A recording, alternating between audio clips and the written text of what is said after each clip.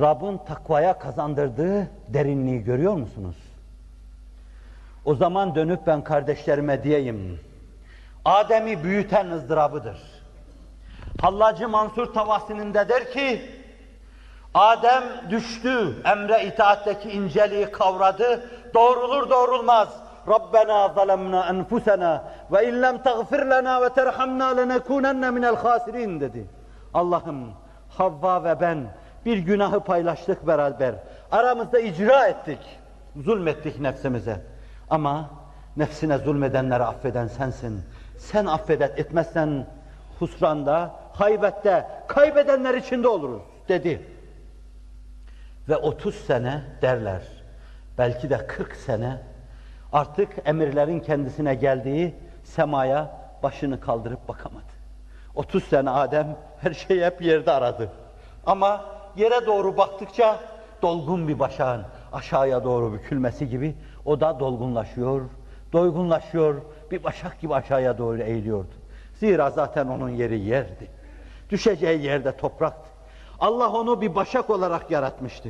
Toprağa düşecek ve çürüyecekti ki o başaktan Hz. Muhammed ağacı çıksın sallallahu aleyhi ve sellem. Onun bütün vazifesi kendi bağrında Hz. Muhammed Mustafa'yı mayalamaktı. Ve onu da yapmıştı. Tam 30 sene veya 40 sene başını kaldırıp semaya bakamadı. Bu hacaletler ona bütün peygamberlerin dilinde Safiyullah Adem, Allah'ın en safi kulu Adem. Hani Allah buyuruyor فَعَصَى آدَمُ رَبَّهُ فَغَوَى Adem peygamberlik ölçüleri içinde Rabbisine baş kaldırdı. Ne yaptı? Siz sevdiğiniz çocuğunuza diyorsunuz ki bana bir su getirsen memnun olurum. O da diyor ki bugün su getirmek içimden gelmiyor. Siz de asi seni gidi serkeş diyorsunuz. Gerçekten bu bir isyan mıdır, bir serkeşlik midir? Değildir. Fakat onun kurbiyeti, yakınlığı, sizin sevmeniz, onun size ihtiyacı ve bu arada küçük bir emre baş kaldırması. Siz hemen ona seni gidi serkeş, seni gidi asi diyorsunuz. O Adem Nebi'nin ruhun feda olsun. فَعَاسَ Adem رَبَّهُ sözüyle yediği tokat bundan farklı değildir. Ama o 30 senelik o ızdırabıyla Kutsi'nin takvası içinde öyle bir derinleşti ki minarelerimizde biz temcid verir, salatü selam okurduk.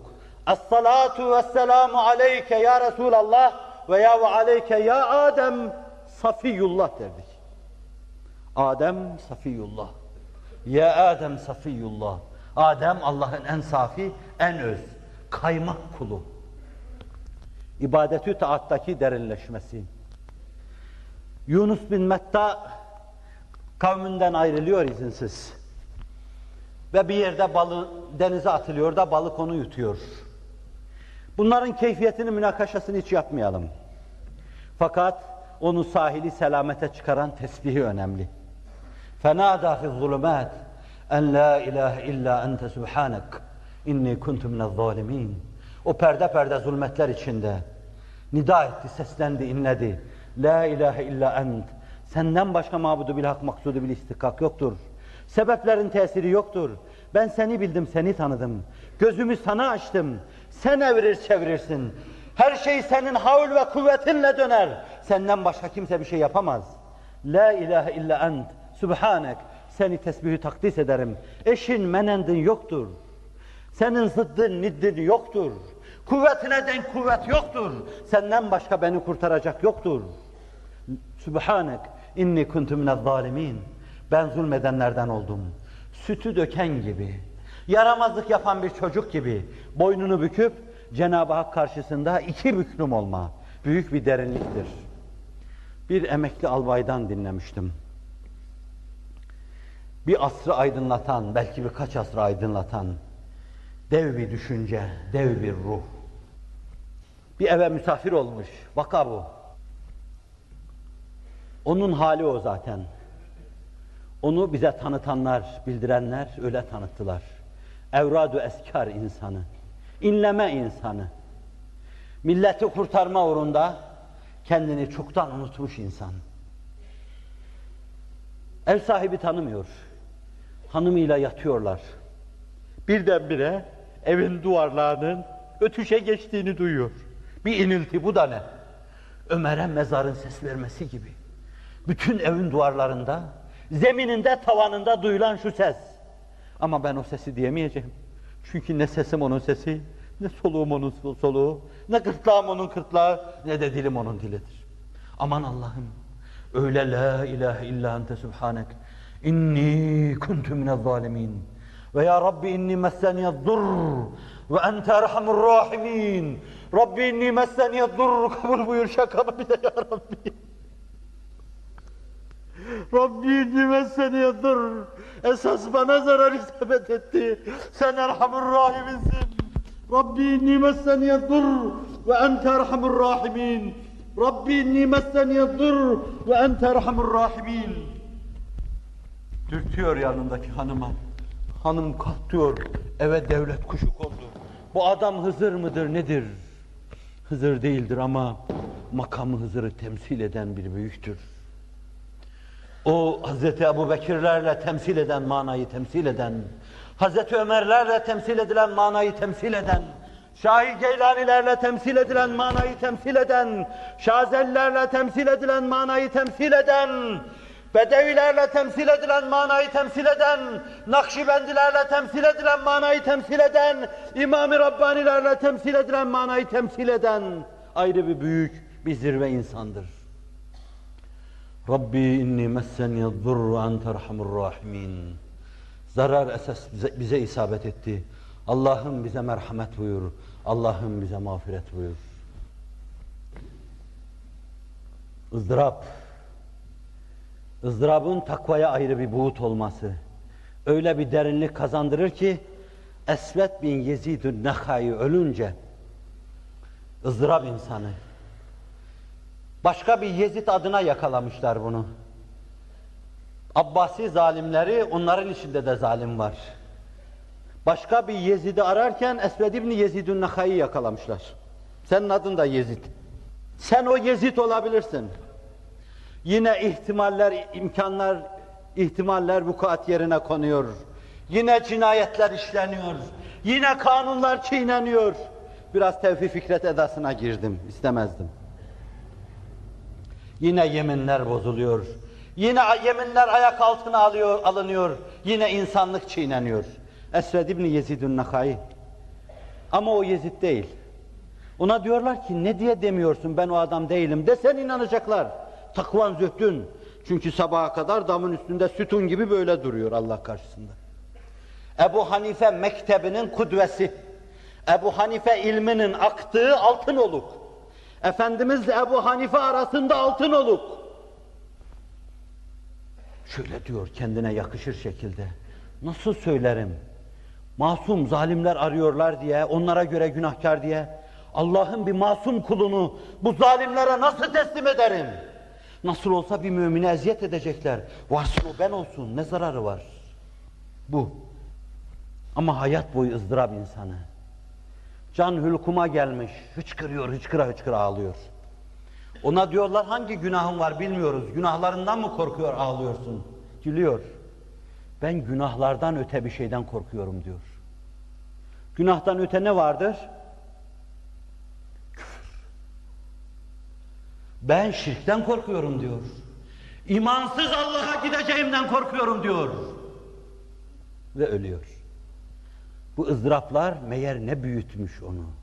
Ne selviler gibi salınmış büyümüş. Rüyada görüp soruyorlar. Allah ne muamele yaptı? Az daha başım peygamberlik makamına ulaşacaktı diyor. Anlıyor musunuz yerinizi? Sıkıntılarınızı, nefsinize, rahatınıza, huzurunuza rağmen kulluğunuzun size kazandıracağı şeylerin ihtişamını anlıyor musunuz? 20. asırda gelmenin ganimeti bunlar, avantajları. Ben çok defa nefsim adına demişimdir, sizin adınıza dediğimi diyorum. Ne yapayım ya Resulallah? Sonradan 14 asır sonradan geldim. Senin deryamıza attığın o mübarek zebercetten, yakuttan, taşın dalgaları sahillere zor ulaşıyordu. Ben öyle bir kış gecesinde dünyaya geldim. Ve geceydi, kıştı. Gün yüzü görmediğim gibi bahar havası da bilemedim. Hep senden uzak yaşadım. Ama böyle yaşamanın benim hesabım olmasa bile. Çünkü ben o damene dudaklarını değdirip bir hisse, bir payeden dem vurma durumunda bir insan değilim. O benim efendim beni bağışlarsa işte o olur. Ama sizin hakkınızda hep hüsnü zan besledim. Bu hüsnü zannımda şimdiye kadar yalancı çıkmadım. Yanılmadığımı gördüm. Sinelerinizdeki parlaklık gibi, kalplerinizdeki temizlik gibi Allah'a tertemiz kul olmasını Rabbimin inayetiyle becerdiniz ve başardınız. ızdırap kul olmaya devam ediniz. Başınız esvetler gibi Allah Resuluna amudi olarak, dikey olarak yükselsin. Füzeler gibi yükselsin. Birdenbire füze hızıyla bulunduğunuz şu çekici, eritici, çürütücü zeminden bağrına basıp besleyen, büyüten semanın o inşirah verici iklimine yükselin. Rabbimin inayetiyle şehadetleri dinin temeli olan minarelerimizden şu dakikada yükselen ezanlar hürmetine Rabbim dillerinizi hakikata tercüman eylesin. Ve bağışlarsanız tasavvurumdaki gibi olmasa bile fakat ana hatlarıyla kutsilerin tevbesinin ideal buğdunu arz etmek istiyorum. Hiçbir şey yapamadığı halde kafasında kuruntu demeyeceğim, kutsi mefkure diyeceğim. Hayatı boyunca insanlığın dertlerini heceleme. Ne yapayım? Acele ettim, kışta geldim. Zaten baharda gelmek elimde değildi.